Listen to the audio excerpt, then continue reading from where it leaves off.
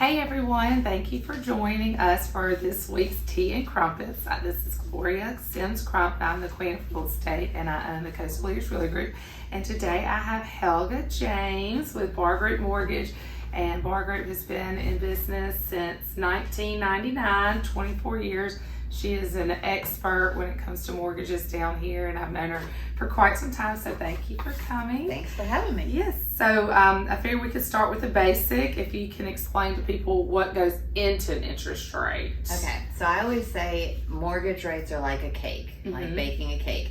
You have a lot of factors. When you make a cake, you've got flour, sugar, milk, eggs. So when you make a mortgage rate, you've got the federal funds rate, you've got the foreign markets, you've got inflation, you have all of those factors that go into creating what the market thinks a mortgage interest rate should be. Gotcha. So, and then now there has been some changes with how I guess the fees are involved in getting, your loan. And so the person who is responsible for these changes is the FHFA. So who is that? Okay, so the FHFA is the government entity over Fannie Mae and Freddie Mac. Okay, so everyone's heard of Fannie Mae and Freddie Mac. And prior to 2008, they had not really moved in with mom and dad yet. They moved in with the government. The government kind of took them over. And FHFA is millennials now. FHFA is the boss of Fannie Mae and Freddie Mac. So you have conventional loans, Fannie Mae, Freddie Mac. You have portfolio loans, which would be jumbo loans or other types of loans. You have government loans, which would be FHA, USDA, VA, and those are not governed by FHFA. Only Fannie Mae and Freddie Mac. Okay. So these are the changes that we have with that FHFA has instituted for Fannie Mae and Freddie Mac. Okay. Conventional financing. Conventional financing. Now, what is a loan level price adjustment? Okay. Loan level price adjustments, that's all the rage in the news right now. Yes. You've seen all the charts that say... We'll have this for y'all to see. We have all the charts like it's red and the fees have gone up, and it's green and the fees have become less. So the best way I think to explain a loan level price adjustment is if you're shopping for a car and you open the Sunday paper and like, wow, check out this truck. It's $35,000. Let's go get it. Hurry up. We're on our way. We're on our way. And then you get to the dealership and you're like, oh, but it doesn't have power windows. Yeah. Well, that's a feature. Well, it doesn't have a radio. That's a feature. Another feature. It doesn't have a sunroof. That's another feature. That's when the prices start going up. That's when the price starts going up. So everything about your loan creates part of this matrix and goes into your features. So is it a second home? That's your sunroof. Is it that's a whole other car. Are you putting less money down? Is your credit bad? What are the features to the loan create the loan level price adjustments? Gotcha. So in the old days, we had to look at a rate sheet and we had to calculate, all the features in the loan and come up with your interest rate. Now we kind of put it in the computer and it spits it back out to us. But second homes are a big change to the loan level price adjustments. We have a big hit on those, so your interest rates are higher for second homes. Oh yeah, and let's throw in investment properties, and then it just gets even better.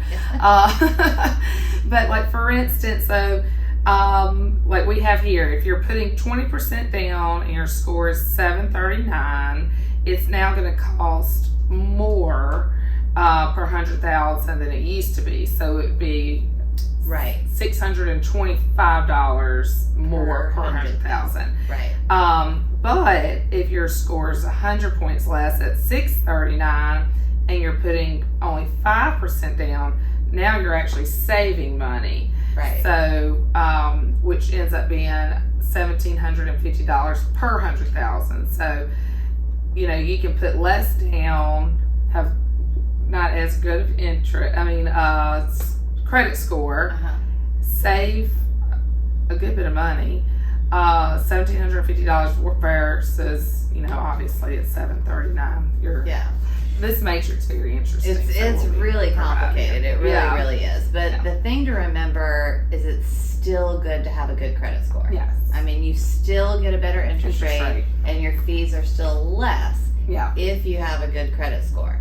What has changed is now it's $625 more if you have a good credit score than it was 3 months ago. Gotcha.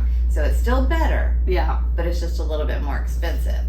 And if you have lower credit, it's still a higher credit. I mean, it's still a higher interest rate, but it costs you less than it did 3 months ago. So basically, we're just taking out of this bucket people that have good credit scores and are putting money down, and we're giving a little bit to this bucket to help offset their fees. Yeah. So you're still getting a better deal to have good credit scores, just not as good as you were before. But there is good news, because today the interest rates have they have improved. So there is overall for both sets of buyers, good and bad credit scores, the interest rates have improved, and partly due probably because of the debt ceiling. Yes. Yeah. So the resolution of the debt ceiling. So there was a lot of news. Everybody was so excited about May 10th. May 10th. I was excited about May 10th. Basically, the reason for that, we talked about the cake, and one of the main ingredients to the mortgage rates is inflation. And so the Consumer Price Index, or the CPI report, came out on May 10th, and we knew that shelter costs were going to show that inflation is correcting in shelter costs. And it did. So that was great news. Yeah. But there was a lot of inflation with used cars. There was a lot of inflation in oil. And that was not anticipated. So we had some improvement on interest rates May 10th. Just not as much as everybody had anticipated. Not as much as we thought. Yeah. And then we got hit with a debt ceiling crisis. Yeah. So that made interest rates worse. So now, looks like we have a resolution on the horizon for the debt ceiling. July 12th, the next CPI report comes out. Fingers, toes, elbows, knees, everything crossed. Everybody inflation is good on July 12th, and interest rates. Say your prayers. Yeah, interest rates will improve again. Well, good. Well, I mean, it is something to look forward to, and it's exciting that they have improved quite a bit, today. So, and this is, obviously confusing, this matrix. So that's why we have an expert here, and we will have all her contact information, and as well as the matrix. And when you're looking at the matrix, you can see, I'll show everybody, the green areas are the people who are now have fewer fees. The red area are the people that have higher fees. So I think what is really kind of upsetting everybody is if you're putting 20% down and you have a really high credit score, your fees have gone up. Yeah. And so, but the good news is, and what FHFA, the entity over Fannie and Freddie, is trying to accomplish, is they're trying to get the historically underserved people to become homeowners. Yeah, because they feel like it'll improve the economy. So. Yeah. So that's the goal behind all of it. But remember, this is only conventional loans too, Gloria. So FHA loans, VA loans, USDA loans, and that's why you'll see a lot of people doing FHA loans right now. Yeah, because and I have seen seen that. Better. Okay. Well, that is good to know. So this is just the conventional route. So, well, this has been very informative. Thank you, Helga, and thank y'all for watching. And we'll have her information as well as the matrix, and that way y'all can reach out to her with any questions you have. And we appreciate you watching. We look forward to seeing you next week.